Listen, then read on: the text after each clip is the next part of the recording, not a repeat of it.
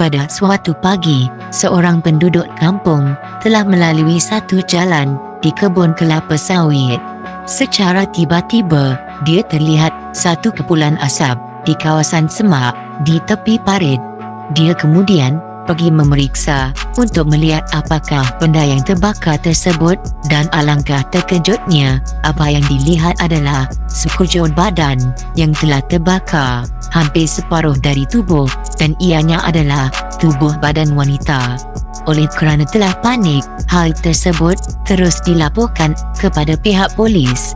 Sepasukan polis kemudian tiba di lokasi penampakan tersebut, iaitu di Jalan Sungai Limau, Sungai Besar Selangor.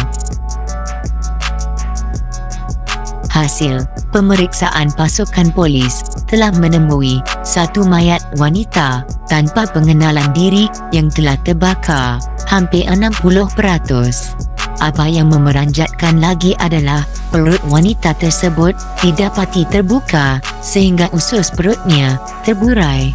Apa yang berlaku? Bagaimana keadaan mayat boleh terjadi dengan sebegitu sadisnya? Mari ikuti kes kali ini untuk mengetahui lanjutan dan hasil siasatan yang didedahkan pihak polis. Lanjutan penemuan mayat tersebut, pihak polis telah mengklasifikasikan kes tersebut sebagai kes bunuh. Mayat kemudian telah dibawa ke Hospital Sungai Buloh untuk dibedah siasat. Susulan itu hasil dari maklumat orang awam, sepasukan polis dari bahagian siasatan jenayah daerah Sabak Bernam dan cawangan siasatan khas di 9, Ibu Pejabat Polis Kontijen Selangor telah menahan suspek yang berusia 20 tahun pada hari yang sama sekitar jam 1.45 petang di Taman Padu Permai, Selangor. Ketika ditahan, pihak polis turut merampas barang peribadi suspek, iaitu telefon bimbit, pakaian, pisau berhulu kayu, beg tangan berwarna hitam, topi putih yang mempunyai kesan darah, serta sebuah kereta Pro2 Alza milik ibu suspek. Kesemua barang kes tersebut dirampas untuk siasatan. Suspek kemudian direman selama 6 hari bermula tarikh tangkapannya. Mangsa di dalam kes ini adalah seorang wanita berumur 21 tahun yang bekerja sebagai pelayan kedai makan bernama Nur Anisa Abdul Wahab, manakala suspek adalah seorang bekas penuntut institusi pengajian tinggi bernama Muhammad Fakrul Aiman, dan mereka dikatakan mengenali satu sama lain lebih setahun yang lalu. Hasil siasatan awal mendapati suspek dan mangsa merupakan sepasang kekasih. Suspek pada hari kejadian telah mengambil mangsa dari rumah sepupunya kira-kira jam 8 malam dengan menaiki kenderaan Pro2 Alza sebelum dibawa keluar makan di sebuah kedai. Selesai makan malam, pasangan tersebut telah pergi ke lokasi terpencil dan sunyi, iaitu di Jalan Benteng Laut, Kampung Sungai Limau. Di situ telah berlaku pergaduhan di antara suspek dan mangsa. Punca utama pergaduhan adalah kerana mangsa telah pun hamil 4 bulan, hasil hubungan terlarang di antara mereka. Suspek tidak boleh menerima hal tersebut dan tidak mahu bertanggungjawab manakala teman wanitanya itu enggan memenuhi permintaan suspek untuk merahsiakan kehamilan tersebut. Dalam masa pergaduhan tersebut, telah berlaku pergelutan di antara mereka di luar kereta. Suspek kemudian dikatakan telah mengambil sebatang kayu dan memukul kepala mangsa sehingga terjatuh. Apabila suspek melihat mangsa terjatuh, suspek pukul lagi kepala mangsa sehingga 2 kali sampai pingsan. Selepas melihat mangsa sudah terkujur lembik namun masih bernyawa, ketika itulah suspek seperti telah dirasuk oleh iblis dan tanpa berfikir panjang telah pergi ke bonet keretanya dan mengambil sebilah pisau dan kembali kepada mangsa. Suspek kemudian telah menikam mangsa di dada sehingga mati. Kemudian, tanpa belas kasihan, suspek telah menoreh perut mangsa sehingga usus mangsa terburai. Suspek kemudian menyelup perut mangsa menggunakan tangan dengan tujuan untuk mencari janin di dalam perut mangsa untuk dibuang. Selesai perbuatan terkutuk itu, suspek kemudian telah membakar mayat mangsa sebelum mayat tersebut diheret ke tepi parit berdekatan tempat kejadian. Suspek kemudian mengambil kesemua barang peribadi mangsa lalu dibuang ke parit, manakala telefon bimbit mangsa dibuang di lokasi berlainan. Ini adalah untuk menghapuskan bukti kerja jahat tersebut. Suspek kemudian meninggalkan mayat mangsa di situ dan pulang ke rumah tanpa rasa bersalah. Pada keesokan harinya, lebih kurang jam 7 pagi, suspek berasa tidak sedap hati. Suspek kemudian datang kembali ke tempat kejadian untuk meninjau mayat tersebut dengan motorsikalnya. Sebelum itu, suspek telah pergi ke sebuah stesen minyak di Sungai Besar untuk membeli minyak petrol. Setibanya di tempat kejadian, suspek telah menarik mayat mangsa yang telah terbakar itu dari dalam parit ke arah tebing. Suspek lalu menyimbah petrol yang dibelinya tadi ke tubuh mayat teman wanitanya itu dan sekali lagi suspek membakar mayat tersebut. Niat suspek adalah untuk menghapuskan terus bukti mayat itu.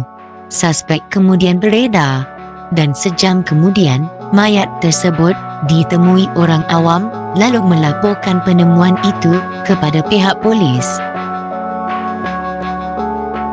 Semasa di dalam soal siasat polis, suspek menyatakan bahawa dia tidak mahu mengakui bahawa kandungan tersebut adalah hasil hubungan terlarang antara mereka. Semasa di dalam siasatan, pihak polis telah memanggil beberapa individu untuk diambil keterangan. Ini termasuklah majikan mangsa, orang tua kepada suspek dan beberapa lagi orang awam lain.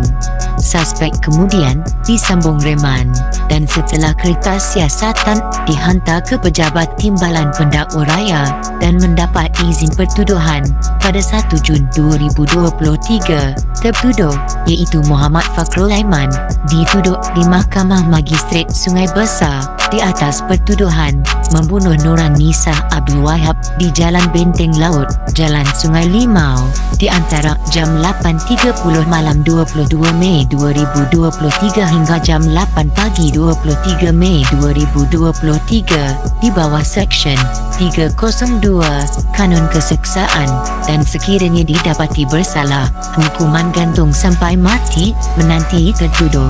Semasa pertuduhan dibacakan, tertuduh hanya berdiam diri. Pendakwa raya kemudian memohon kes dipindahkan ke Mahkamah Tinggi untuk perbicaraan kes. Bagaimanakah hasil perbicaraan ini? Adakah tertuduh bakal disabitkan bersalah dan dikenakan hukuman gantung sampai mati?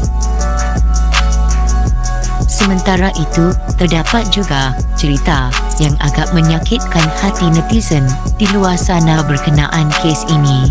Berdasarkan media aplikasi TikTok yang tersebar, dikatakan suspek juga mempunyai seorang kekasih dan daripada keadaan tersebut dianggapkan mangsa merupakan hanya skandal suspek.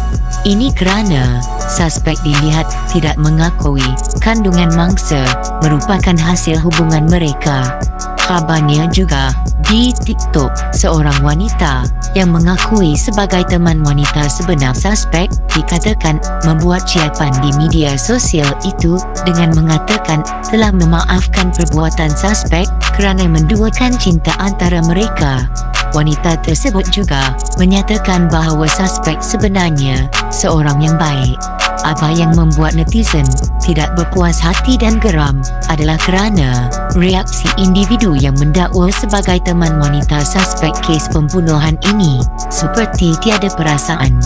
Wanita itu bagaimanapun didapati telah menukar caption dan menutup ruangan komen perkongsian di TikTok. Perkongsian tersebut namun dikongsi pengguna lain di Twitter. Dikhabarkan juga Melalui media sosial TikTok, dinyatakan bahawa mangsa merupakan anak yatim piatu. Dan majikan mangsa juga menyatakan arwah merupakan seorang yang pendiam namun manja. Arwah juga dikatakan cukup rapat dengan keluarga mereka dan disenangi anak-anak majikannya itu. Jika dilihat pada caption yang dibuat oleh pengguna TikTok tersebut yang menggunakan nama Arm.A Irham, boleh dilihat betapa sedih majikannya itu dan mengharapkan keadilan untuk mangsa.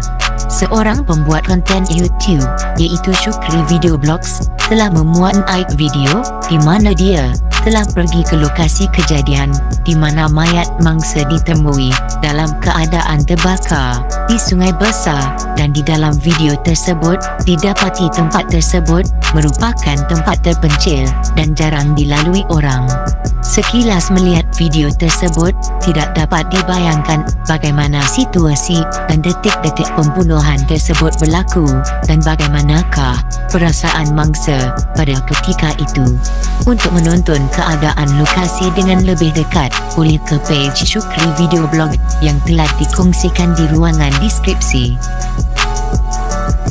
Sama-samalah kita mendoakan keadilan untuk mangsa iaitu Nur Anisah Abdul Wahab. Sekian sahaja untuk kisah jenayah pada kali ini dan semoga berjumpa lagi di video akan datang. Jangan lupa untuk menekan butang like dan subscribe demi menyokong penyampaian kisah jenayah ini. Sekian.